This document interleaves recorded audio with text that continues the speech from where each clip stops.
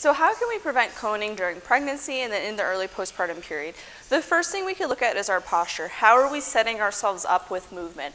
So if I'm typically in this really arched position, I'm going to just be stretching those abdominals even more. It's going to weaken that abdominal wall, and it's going to make it easier for my body to cone. So if I'm pressing overhead, and every time I press overhead, I thrust up in the ribs, it's stretching that tissue, makes it easier to cone. So what I want to think about is when I press overhead, ribs are staying stacked over pelvis, so I have that strong exhale that's lifting in the pelvic floor, turning my core on. It's going to keep my ribs from lifting, which is going to help keep that tissue from stretching. So when I get ready to press overhead, I want to think exhale, ribs are staying down, and then exhale to press. So that way ribs stay stacked over pelvis instead of arching as I go.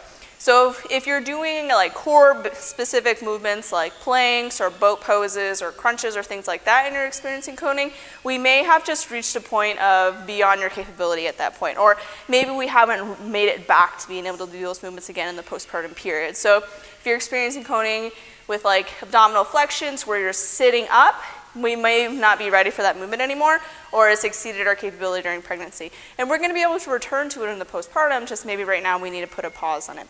The other thing to really think about is how we're breathing. So we really want that strong exhale, and that's what's really going to help keep those ribs down, which is going to prevent the rib thrusting, which could contribute towards coning. So things that we can use to help strengthen our exhales, we could take a ball, put it between the thighs.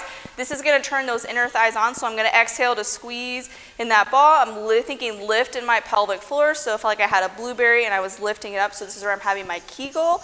So elevator doors close and then they lift up. I'm thinking my two hip bones are trying to come together, which is going to turn my abs on even more. So exhale, squeeze ball, lift in pelvic floor, hip bones together, turn that core on to keep those ribs down as I do whatever movement it is that I'm trying to do.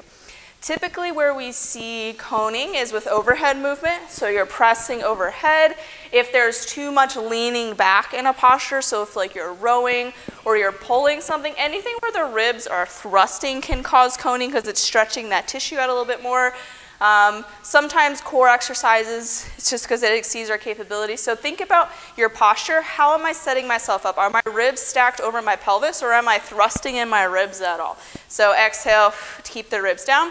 I want to think about my breathing. So if I'm experiencing coning, maybe I need to make a stronger breath. So put the ball between my thighs. You don't need to use the ball, but it's a helpful tool. So exhale, squeeze the ball, lift in the pelvic floor, think hip bones together to keep everything down, and then I do my movement, and you may experience less coning with that as well. So think about your posture, refocus on the breathing, and then maybe it's a movement that is just beyond our capability right now. And we're going to come back to it, but right now maybe we need to put a pause on it.